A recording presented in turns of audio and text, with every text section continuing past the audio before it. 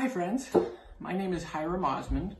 I was one of the supervising animators on Frozen, and Olaf was my character.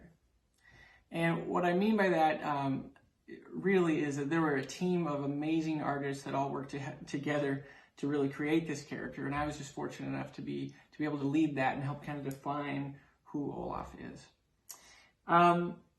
But today, what I want to do is actually show you how to draw Olaf, which I think would be fun. So if you'd like to, grab some paper and a pencil. You don't need any sophisticated art supplies for this. I'm just using a normal pencil and some paper. And I'll go through kind of step by step how I draw Olaf. And as I do so, I'll even kind of talk a little bit about how Olaf came to be. Just the beginnings of Olaf, and maybe a few fun little things about Olaf that maybe you didn't know. Now, as we do this, just have fun with it. Now, we're not going for perfection. You can practice drawing Olaf later. For now, just have fun and draw. Okay? So let's move our camera to the paper, and we'll get going. Okay. So we got all set up here. The first thing I do when I draw Olaf is I start with the basic shapes of the character. And you'll find that with most characters that you draw, it's really kind of finding those basic shapes to help guide you to the finished product. So with Olaf, he of course has a lot of round shapes, being a snowman. And so we'll start with a circle. And as you draw, keep it light, because as we continue to draw, we'll darken things in and get things looking better. But for now, let's keep it light and kind of just flow with the shapes here. So there's my circle, almost like a little oval circle shape. We're going to start with his head here. And I'm going to use this circle to kind of guide me for how his head, to kind of guide and shape what his head will look like. And you'll see what I mean here in a second.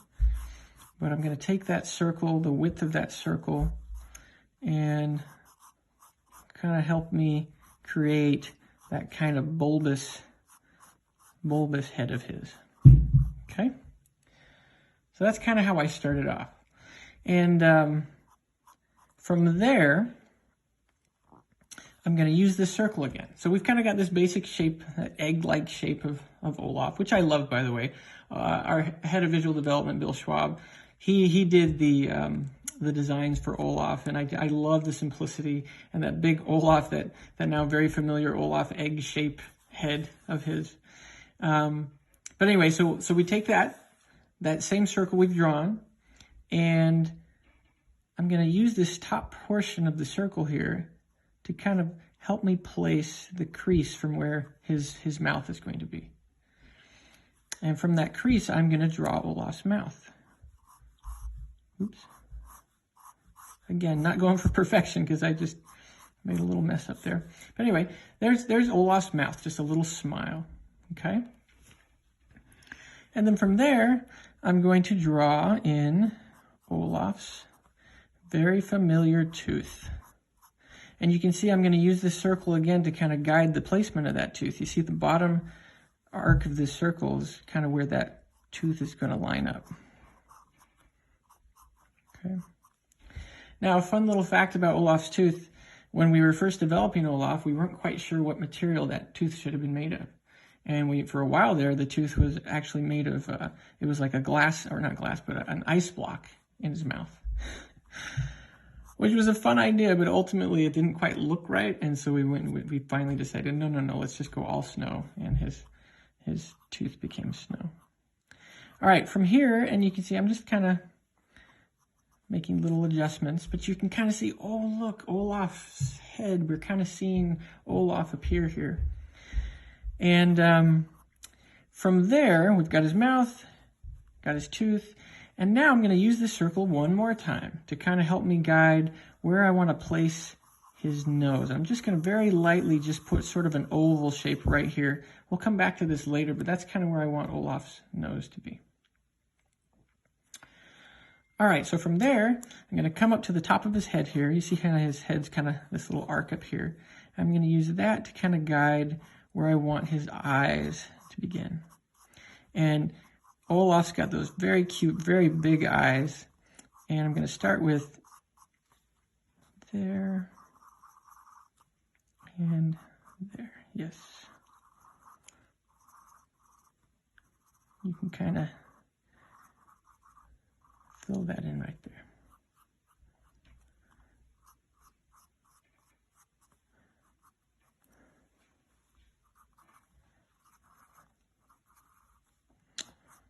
Okay, so we've got the beginnings of Olaf's eyes right there, okay? Again, we start seeing Olaf appear here. Still got a lot more to do, but now we've got his eyes kind of close to where we want them. And then from there, we're gonna stick those cute little brows of his right above those eyes.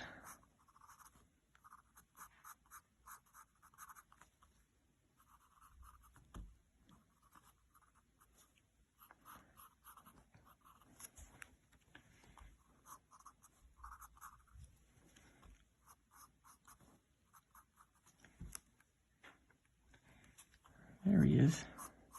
Okay, so there's kind of the rough layout of his head. Now I'm going to go through, I'm going to clean up some things here. You can kind of watch how I do that. And as I do that, I want to talk a little bit about how Olaf began. See, Olaf, at the very beginning of Frozen, we had a few screenings where Olaf, he was a much different character than he ended up being. In the beginning, Olaf, he was a little bit more snarky, a little bit more sarcastic, a little bit louder. We kind of found in those screenings that, you know, there's just something wasn't quite right about that. Wasn't quite right about Olaf being that type of character.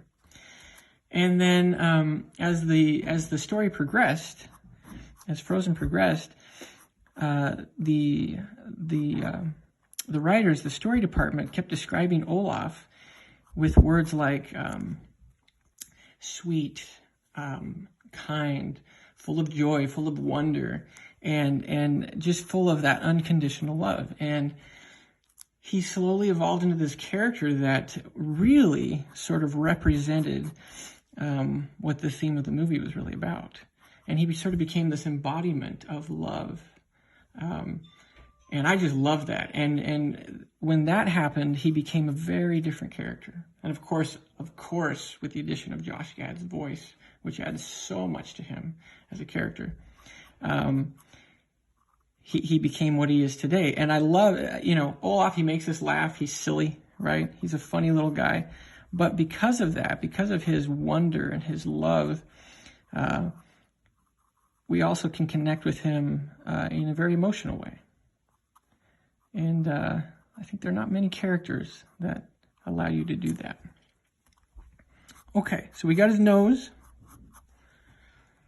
We got his head here, all worked out.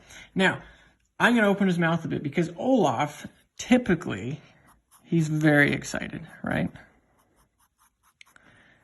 Let's open that mouth. So it's just a few lines you just put down there, opening his mouth.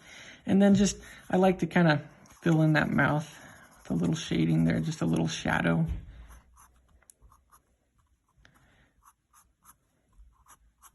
Just a smiley guy.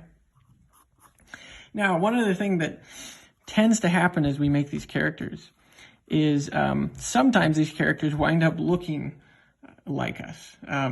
I've been told that I look like Olaf a little bit, and I feel like that's because we spend so much time kind of staring at ourselves in the mirror, looking at our mouth shapes and to kind of create the mouth shapes for these characters. And I think that probably kind of transfers over a little to the character. Okay, so there he is. There's Olaf. Now from here, we got to get his cute little hair, cute little sticks. And that's another fun thing. We weren't quite sure what to do with his hair at the beginning. I know there were lots of conversations with Olaf. Maybe he should have grass growing off the top of his head or for his brows. And I know we had some silly little discussions like that. But I love where it ended up. Just sticks, right? Just sticks. And I think that's what's so fun about him. He's just so simple. Okay. All right, so there's his head. Let's move on to his body. All right, so Olaf, again, we're going to those basic shapes. We're going to put that circle in there for his upper portion of his body. But as you kind of notice with Olaf, his circles have little kind of squared edges, a little bit. And then his bottom portion here, just make a big circle. And even that bottom portion, it's going to have a little bit of that, kind of those squared edges.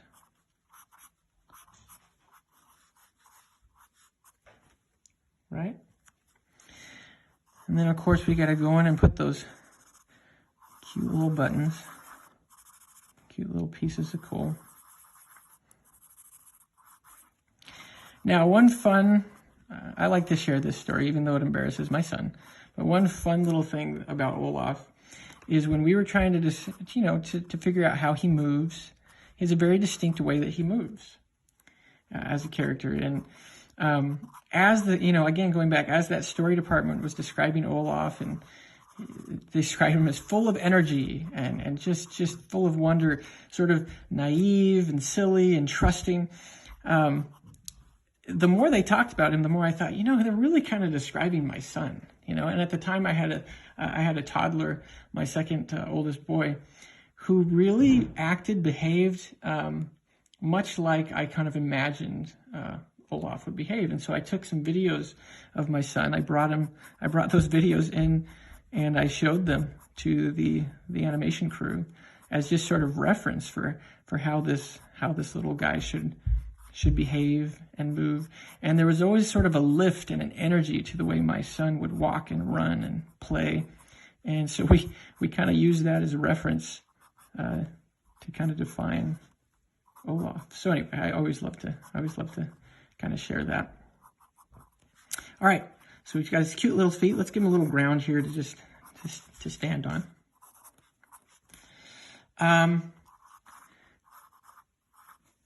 And he's done, right? Well, okay, let's give him some arms, shall we? Now, Olaf, I love this pose because Olaf, again, he's just so joyful, and I always kind of imagine him like, maybe he sees a friend, right? And or a squirrel in the forest. Something very Olaf like that. And he's just like, oh, hi, friend. And these hands, they're just sticks and kind of squarish little fingers. But he's saying, oh, hi, friend, how are you? And then maybe, let's get both those arms up there.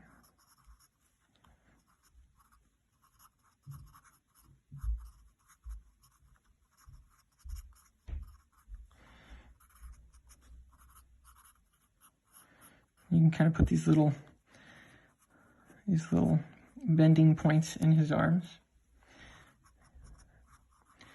Now that's a fun thing to talk about too.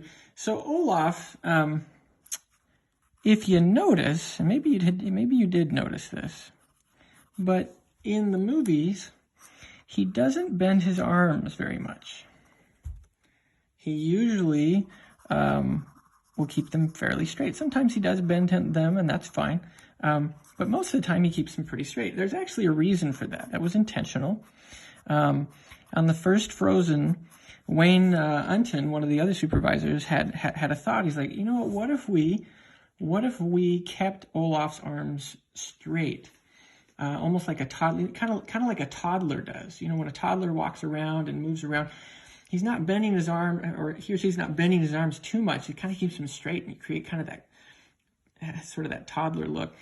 And we thought, well, if we keep Olaf's arms straight and kind of play within that limitation, he might feel a little bit more toddler-like. And so we did those tests, and wow, it was right on. And it just feels, it really, really makes him feel sweet and toddler-like. So that was very much intentional. Okay, so there we are. We got Olaf. It's looking good. He's so happy, isn't he? He's like, hi, friend. And then let's top this off with a little orange nose, shall we?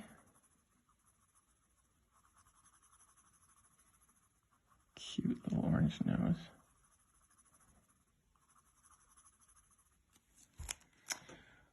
All right, friends, so there you have it. Now, all of you who've been following along, very important, you should always sign your name to your work. So I'm going to go down here, sign my name, and call it good. Thank you for following along. I hope you enjoyed this. I hope you learned some things about Olaf. And keep drawing, my friends.